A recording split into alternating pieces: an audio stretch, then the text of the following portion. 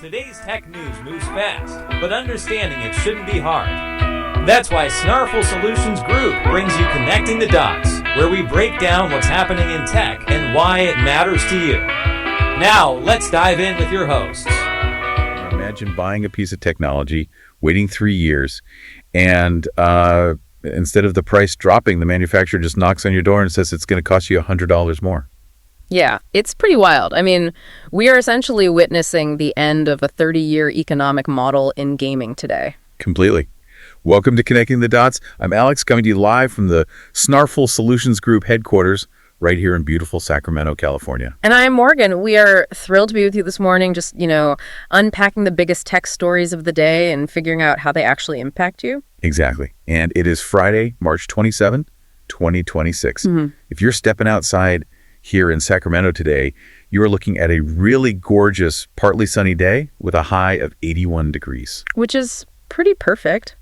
But looking at the national map, things are a bit more intense. We actually have critical fire weather warnings sweeping across the plains today. Yeah, and unseasonably warm weather just baking the Southwest. Right. We're talking over 100 record or near record high temperatures forecast through the weekend. So definitely stay hydrated out there. For sure.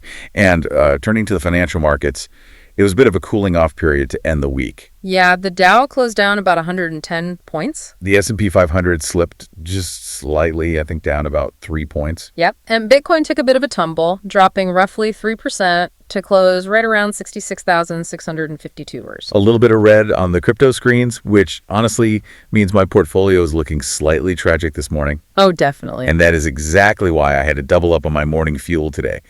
I am talking about strong coffee. The lifesaver. Right. Listen, I'm always running 1,000,000 miles a minute, and strong coffee is this premium instant coffee that genuinely tastes like a slow traditional brew. It really does. But it actually does something for you beyond just that standard caffeine spike. It's packed with 15 grams of protein and MCTs. Which are basically healthy fats that your brain uses for instant fuel. Exactly. And it has adaptogens like ashwagandha, which naturally help your body manage stress. You avoid that massive spike and the inevitable midday crash. Yeah, you just mix it, drink it, and you get this very clean, sustained energy to lock in for the day. That is the magic of it. I am fired up right now. I've got my coffee. I'm pacing around the studio in my incredibly comfortable Skone shoes, wearing my absolute favorite Pins and Aces polo, and I am ready to tackle this lineup. You are fully geared up. I am. And if you want to upgrade your morning routine and get that clean energy, use promo code SNARFUL for 20% off your entire purchase at strongcoffeecompany.com. It really solves the busy morning problem. So today on our Morning Star, the Snarful Tech article report, we have a fascinating through line. We really do. Across all our stories, we are looking at this massive tug of war over control and costs. We're tracking a major legal battle involving the Pentagon, a fundamental shift in how your iPhone operates, and some brutal financial news for families and gamers. Let's jump into our first story. Yeah. And this one is, it's a heavyweight bout regarding who actually controls the deployment of artificial intelligence. Right. So, a U.S. federal judge in San Francisco, Judge Rita Lynn, has just granted the AI startup Anthropic a preliminary injunction against the Trump administration and the Department of Defense. And to understand the sheer scale of this, we really need to look at the timeline of how this escalated, just strictly looking at the facts of the case. Yeah, break it down for us. So the friction started on January 9th. Defense Secretary Pete Hegseth sent out a memo across the Department of Defense. It required that any lawful use language be written into all AI services procurement contracts within 180 days. Okay, so essentially the government's position is that if they buy a software tool, the military needs the ultimate authority to use that tool in any legal way it sees fit. Exactly, without a private company dictating the terms of engagement. But Anthropic, which is the company behind the popular Claude AI model, they drew a hard line in the sand. They did. They have two specific pre-existing corporate policies for their technology. First, they do not allow their AI to be used for domestic mass surveillance. And second, they absolutely prohibit its use in lethal autonomous weapons. Meaning an AI system that can identify and eliminate a target without a human being pulling the trigger. Right. And when Anthropic refused to alter those terms for military contracts, the Pentagon's reaction was swift and aggressive. They officially designated Anthropic as a supply chain risk. And context is super key here. That specific label is historically reserved for foreign adversaries or hostile state actors. Oh. Yeah. Once Anthropic was labeled a supply chain risk, the Pentagon essentially blacklisted them.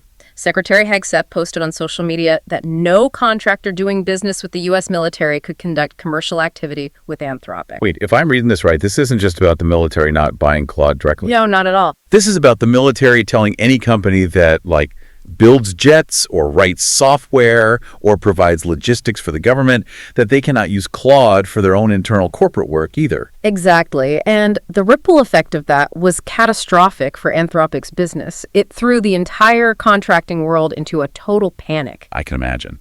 Anthropic reported that dozens of major companies reached out immediately, terrified they were going to lose their federal contracts simply because their marketing team or their HR department was using Claude to draft emails. Oh, man. We are talking about hundreds of millions, possibly billions of dollars in enterprise revenue instantly put at risk because of this sweeping blacklisting. Which is exactly why Anthropic sued.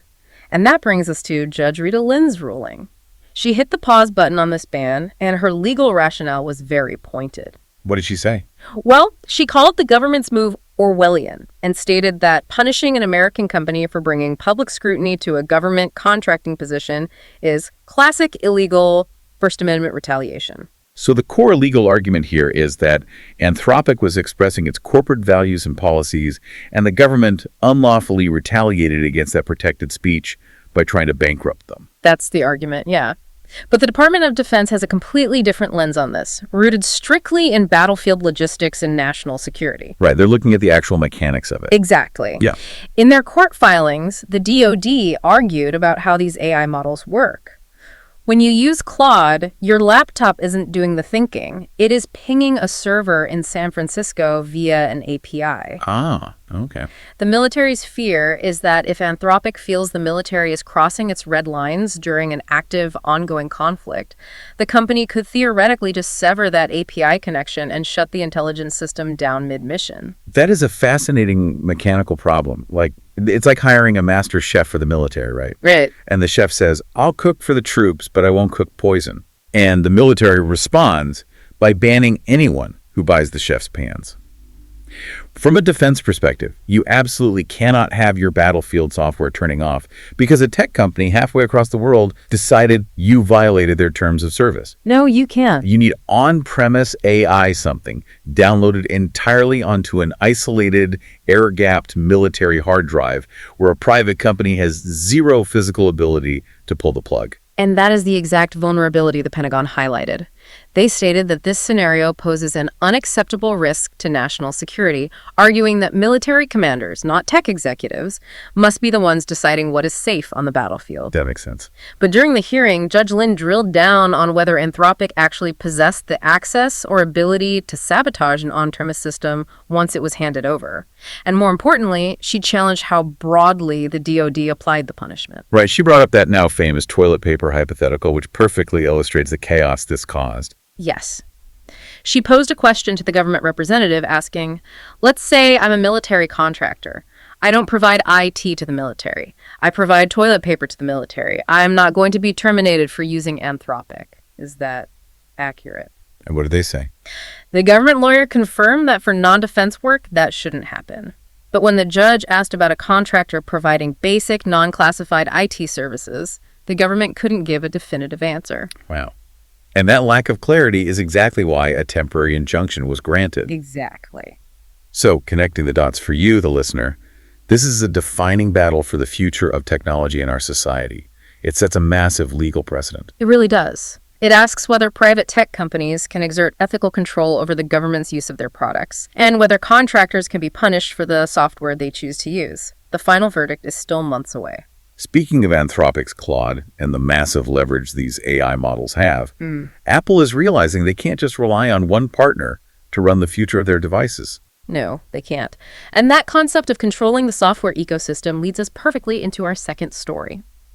While Anthropic is fighting tooth and nail to maintain control of its AI, Apple is making headlines for willingly surrendering control of its most famous digital assistant. This is a wild pivot for them. Sourced from Bloomberg, we are learning about a massive overhaul coming to Siri in the upcoming iOS 27. Which is previewing in June and launching in September, right? Yep, exactly.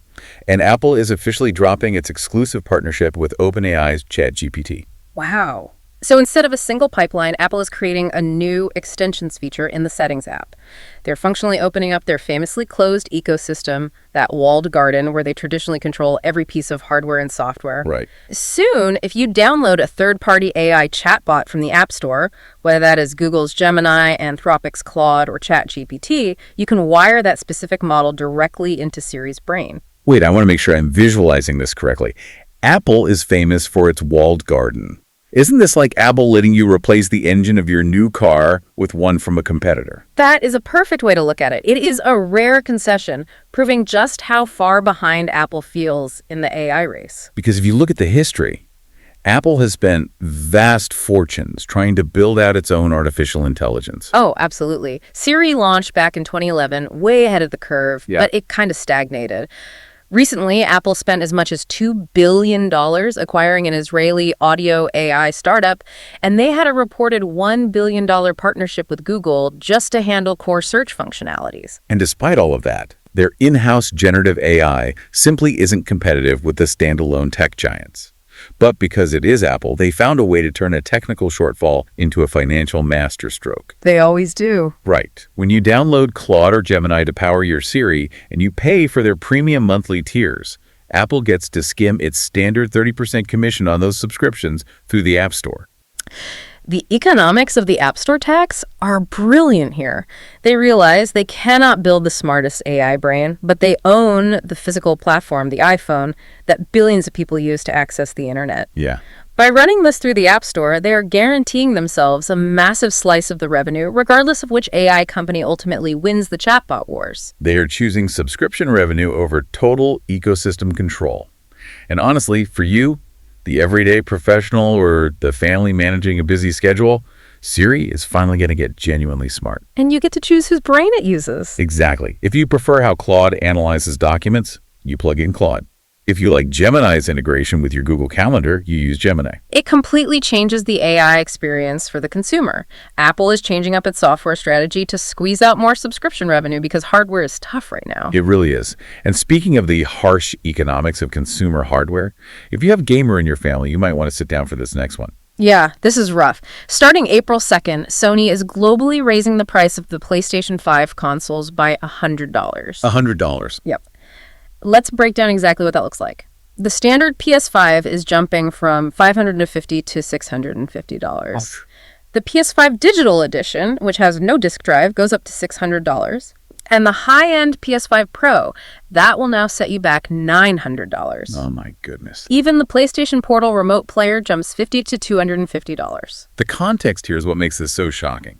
This is the second price hike in less than a year. Yeah. Just last August, Sony raised prices by $50. Right. And Sony's official statement blames continued pressures in the global economic landscape. But, I mean, tech usually gets cheaper the longer it is on the market. Right. Normally, waiting to buy a console is the smart financial move. Now it's acting like real estate. The price just keeps going up. It's completely backward. Historically, the entire gaming industry ran on the model where they would sell the physical box at a loss or at a razor-thin margin just to get it into your living room. Right. Take a hit on the razor to sell the blades.